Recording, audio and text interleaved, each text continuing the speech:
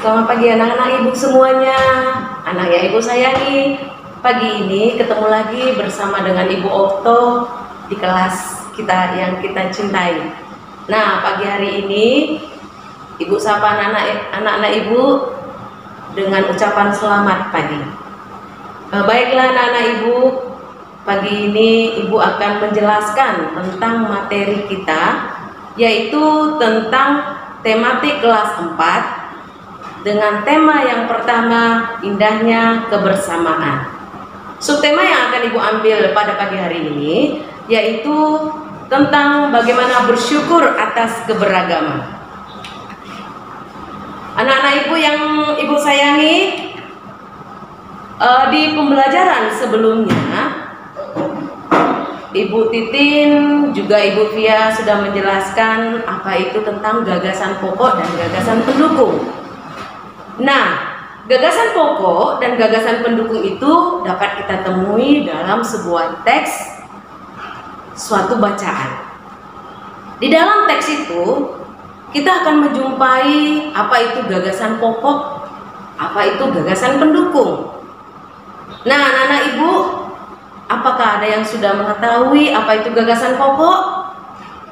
Apa itu gagasan pendukung? Nah, ibu tidak banyak berkomentar banyak, ibu akan mengulas kembali apa itu gagasan pokok dan gagasan pendukung. Gagasan pokok itu merupakan kalimat utama yang menjadi dasar pengembang dalam sebuah paragraf. Dasar pengembang ya anak-anak ibu ya, diingat, dasar pengembang. Sedangkan gagasan pendukung itu merupakan informasi tambahan dari sebuah gagasan pokok. Nah, di dalam sebuah teks, gagasan pendukung itu dapat kita temui ada banyak. Contoh teks bacaan yang akan ibu tampilkan di depan layar anak-anak ibu, perhatikan semua ya. Ibu akan bacakan teks bacaan kita yaitu tentang geplak. Geplak itu adalah salah satu makanan khas dari Bantul, Yogyakarta. Makanan ini terbuat dari parutan kelapa dan gula merah atau gula pasir. Bentuknya yang unik dan rasanya yang khas membuat makanan ini sangat digemari oleh masyarakat. Bahkan para wisatawan yang datang menjadikannya juga sebagai oleh-oleh. Geplak ini juga merupakan makanan tradisional yang terkenal dan dijadikan sebagai salah satu ikon kuliner Kota Bantul, Yogyakarta. Nah, anak-anak ibu, sambil disimak teks bacaan yang ada di depan. Nah, coba anak-anak ibu temukan manakah itu gagasan pokoknya, manakah yang terdapat di dalamnya gagasan pendukung. Sudah ketemu anak-anak ibu? Nah, ibu bantu ya. Gagasan pokok dari teks bacaan yang ada di depan kita itu dapat kita temui kalimat utamanya dari gagasan pokoknya, yaitu geplak adalah salah satu makanan khas dari Bantul, Yogyakarta. Nah, itulah yang merupakan gagasan pokok dari teks bacaan tersebut. Anak-anak ibu, mana dia gagasan pendukungnya? Dilihat dari teks tersebut, gagasan pendukung dari teks bacaan itu ada banyak. Salah satu yang dapat ibu tampilkan, yang dapat ibu sebutkan untuk anak-anak ibu ketahui, yaitu bahwa geplak itu terbuat dari parutan kelapa dan gula merah. Yang pertama. Dan yang kedua, gagasan pendukungnya, geplak ini merupakan makanan khas tradisional dari Bantul, Yogyakarta. Yang ketiga dari teks bacaan itu, bahwa geplak itu merupakan salah satu ikon kuliner Kota Bantul, Yogyakarta. Nah, anak-anak ibu, dari teks bacaan tersebut dapat diketahui gagasan pokok, gagasan pendukungnya. Gagasan pokok dan gagasan pendukung tidak harus berupa kalimat. Akan tetapi dapat berupa pokok pikiran dari kalimat tersebut. Ya, anak ibu. Nah, selanjutnya kita kembali ke pembelajaran mengenai tentang perambatan bunyi. Anak-anak ibu sudah memahami apa itu bunyi? Sudah ya? Ibu rasa anak-anak ibu sudah mengerti apa itu bunyi. Nah, bunyi dia memiliki beberapa sifat. Yang pertama, sifat bunyi itu adalah dia dapat merambat melalui media benda padat, benda cair, benda gas. Yang ketiga ini itu sudah dijelaskan oleh ibu guru kita di pembelajaran sebelumnya. Hari ini ibu hanya menjelaskan tentang bunyi selain mengalami perambatan. Bunyi itu dapat memantul dan dapat juga menyerap. Kapan anak-anak ibu bunyi itu dapat dikatakan memantul? Nah, bunyi itu dapat dikatakan memantul apabila bunyi itu mengenai permukaan yang keras. Tahu keras ya anak-anak ibu ya? Kalau dikatakan keras, maka benda itu bendanya ya keras. Contohnya batu, kaca, besi. Nah, bunyi itu dapat memantul jika mengenai permukaan yang keras. Benda keras yang tadi sudah ibu sebutkan. Yang kedua, bunyi itu dapat menyerap.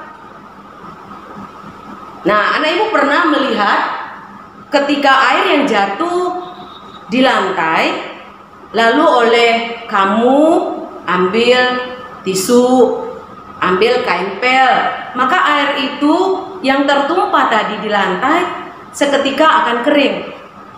Kemana perginya air itu? Nah, air yang jatuh tadi itu diserap oleh media yang anak ibu tadi gunakan. Nah, itu contoh dari bunyi yang dapat menyerap. Contohnya tadi tisu, medianya ya spons, kain, dan sebagainya. Kemudian bunyi itu, yaitu bunyi pantul, itu dibedakan menjadi dua. Yang pertama itu adalah gaung atau yang disebut juga dengan kerdam. Gaung atau kerdam itu adalah bunyi pantul yang bersamaan dengan bunyi asli yang belum selesai terucap. Ibu ulangi sekali lagi. Gaung atau kerdam itu adalah bunyi pantul bersamaan dengan bunyi asli yang belum selesai terucap. Nah, ibu contohkan seperti yang ada di papan tulis ibu ini. Nih contohnya, gaung atau kerdam. Ya, contoh. Mereka. Mereka. Ketika anak ibu mengucapkan kata mereka, maka yang dikatakan gaung itu adalah kata akan mengikuti kata yang pertama. Kata yang kedua ini akan mengikuti kata yang pertama. Karena gaung itu dia mengikuti kata pertama karena kata pertamanya itu belum selesai terucap. Nih contoh, mereka. Mereka. Jadi ketika seseorang itu sedang mengucapkan sebuah kata, akan ada kata mengikutinya sebelum kata yang pertama itu selesai diucapkan. Nah, itu yang maksud dengan gaung atau kerdam ya anak ibu ya. Yang kedua itu disebut gema. Gema. Anak ibu pernah mendengar kata gema? Pasti ya, sudah pernah mendengar kata gema. Nah, apa itu gema anak ibu? Gema itu adalah bunyi pantul yang terdengar lengkap setelah bunyi asli. Ibu ulangi, gema itu adalah bunyi pantul yang terdengar lengkap setelah bunyi asli. Maksudnya di sini anak ibu, bahwa ketika seseorang itu berucap, ya, ketika seseorang itu berucap, maka ucapan yang sudah dia katakan selesai dulu, baru ada kata yang mengikutinya. Contoh, nih, ibu contohkan seperti contoh yang pertama, mereka. Jadi kata mereka harus selesai dulu diucapkan, maka menyusullah kata yang kedua, mereka, setelah kata yang pertama itu selesai diucapkan. Nah, anak ibu, itu salah satu contoh dari gema yang dapat ibu sampaikan saat ini. Kita kembali ke materi kita, yaitu tentang makanan khas. Makanan khas di Indonesia merupakan salah satu contoh keberagaman budaya. Di antaranya yaitu makanan khas yang terkenal di Bali, ayam betutu, nasi jinggo. Nah, untuk ayam betutu dan nasi jinggo, anak-anak ibu perhatikan dengan jelas media gambar yang ibu lampirkan. Kemudian makanan khas yang kedua, ibu ambil makanan khas Yogyakarta. Makanan khas Yogyakarta yang paling terkenal itu adalah nasi gudeg, kemudian tumpeng. Bagaimana bentuknya? Nah, bentuknya juga sudah ibu lampirkan untuk anak-anak ibu ketahui. Nah, bagaimana rasanya? Anak-anak ibu boleh mencoba dengan mengunjungi rumah makan yang terdekat yang menyediakan kuliner khas dari daerah tersebut. Baik anak-anak ibu juga hari ini tinggalnya kan di kota Pekanbaru. Nah, di kota Pekanbaru juga memiliki makanan khas yang sangat kental di lidah kita. Apa itu makanan khas kota Pekanbaru, anak-anak ibu? Siapa yang pernah coba? Nah, salah satu makanan khas kota Pekanbaru yaitu bolu kemojo. Bolu kemojo ini merupakan makanan yang kadang-kadang dibawa oleh setiap orang yang berkunjung ke kota Pekanbaru, dijadikan ikon kuliner sebagai oleh-oleh untuk dibawa mungkin ke tempat keluarga atau untuk dikonsumsi pribadi. Demikian ibu terangkan tentang makanan khas. Kita kembali ke materi yang baru tentang keberagaman sosial dan budaya. Keberagaman sosial dan budaya di Indonesia itu ada beberapa kategori. Nah, yang akan ibu jelaskan satu persatu. Yang pertama itu adalah keberagaman suku bangsa, kemudian keberagaman bahasa, keberagaman pakaian adat, keberagaman lagu daerah, keberagaman tarian daerah, alat musik, dan keberagaman pertunjukan. Mungkin ada yang lain yang dapat ibu sampaikan, kita akan lanjutkan di pertemuan berikutnya ya. Baik anak ibu lanjutkan kembali. Kita masuk ke keberagaman sosial budaya.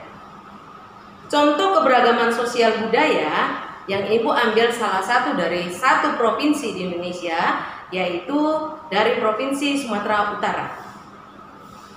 Provinsi Sumatera Utara yang ibu kotanya adalah Medan memiliki suku bangsa yang di dalamnya terdapat banyak. Salah satunya suku yang terkenal di Sumatera Utara itu adalah suku Batak. Bahasa yang digunakan di Sumatera Utara itu adalah bahasa Batak. Rumah adatnya yang terkenal itu adalah rumah bolon. Sedangkan pakaian adat yang biasa digunakan oleh masyarakat Sumatera Utara yaitu ulos yang dapat digunakan ketika acara-acara adat, acara-acara pesta, dan lain sebagainya. Lagu daerah yang biasa diperdengarkan ketika acara-acara adat atau acara-acara tradisional yaitu lagu butet, Sedangkan alat musik yang terkenal di sana yaitu tagading. Tarian daerahnya itu adalah tortor. Sedangkan pertunjukan-pertunjukan lain yang dapat kita lihat ketika acara-acara pesta, pernikahan, kematian, itu masih banyak lagi pertunjukan dari budaya-budaya setempat. Rumah adat yang ada di Indonesia ada banyak sebagai keberagaman budaya. Yang pertama itu adalah rumah adat dari Sumatera Barat, yaitu rumah Gadang. Yang kedua, rumah adat yang berasal dari Sumatera Utara yang dikenal dengan rumah Bolon. Ada juga rumah yang berasal dari Provinsi Sulawesi Selatan, yakni suku Toraja, yaitu rumah Tongkonan. Sedangkan di Riau yang lebih dikenal itu adalah rumah Selaso Jatuh Kembang. Anak-anak ibu, di dalam keberagaman sosial budaya, maka akan timbul rasa kerjasama yang dapat kita teladani. Kerjasama yang dapat kita lihat itu bisa di sekolah, kemudian di rumah, bahkan juga di masyarakat. Keberagaman yang ada di rumah, bentuk kerjasamanya, contohnya anak-anak ibu bisa membantu orang tua mencuci piring, menyiram bunga, menyapu rumah, dan lain sebagainya. Sedangkan kerjasama yang dapat dilakukan di sekolah, nah berhubung hari ini anak-anak ibu tidak belajar di sekolah tapi belajar di rumah, tetapi ibu harap anak-anak ibu masih dapat mengingat bentuk kerjasama yang dapat dilakukan di sekolah, yaitu tiket kelas, diskusi kelompok, dan sebagainya. Dan yang terakhir, kerjasama yang dapat dilakukan dalam bentuk keberagaman di masyarakat itu diantaranya ronda malam, gotong royong, dan sebagainya. Baik anak-anak ibu, di penghujung pembelajaran ini ibu akan mengulas lagi cerita tentang tari Bungo Jompa yang berasal dari mana anak-anak ibu? Ya, tentunya dari Aceh, bukan? Nah, unsur-unsur yang terdapat dalam tarian Bungo Jompa itu ada unsur irama, ada unsur perasaan. Sedangkan gerak dasar tari Bungo Jompa itu ada gerak yang berasal dari gerakan kepala, kemudian gerakan tangan, bahkan yang terakhir itu adalah gerakan kaki. Macam-macam pola lantai yang terdapat pada tarian Bungo Jompa yang dapat kita temui. Yang pertama itu adalah pola lantai yang terdiri dari pola lantai vertikal atau pola lantai lurus. Kedua, pola lantai horizontal atau yang disebut juga dengan pola lantai mendatar. Yang ketiga, yaitu pola lantai diagonal. Yang terakhir itu adalah pola lantai garis melengkung. Nah, anak-anak ibu, pola lantai yang biasa digunakan pada tarian Bungo Jompa itu merupakan pola lantai yang berbentuk garis melengkung.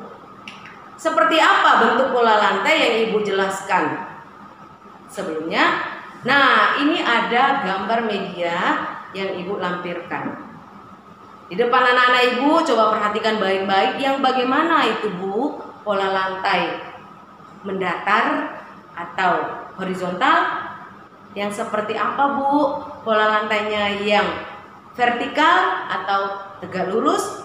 Yang seperti apa bu, pola lantainya diagonal atau garis miring. Yang seperti apa bu, pola lantai yang garis melengkung seperti lingkaran. Nah, tolong diperhatikan baik-baiknya anak ibu ya. Nah, demikianlah video pembelajaran kita di penghujung tema 1 estetika. Ibu harap anak-anak ibu senang menyaksikannya. Inilah akhir perjumpaan kita. Kita akan ketemu lagi di video pembelajaran untuk tema 2. Sekian, terima kasih. Salam sehat dari ibu. Selamat pagi.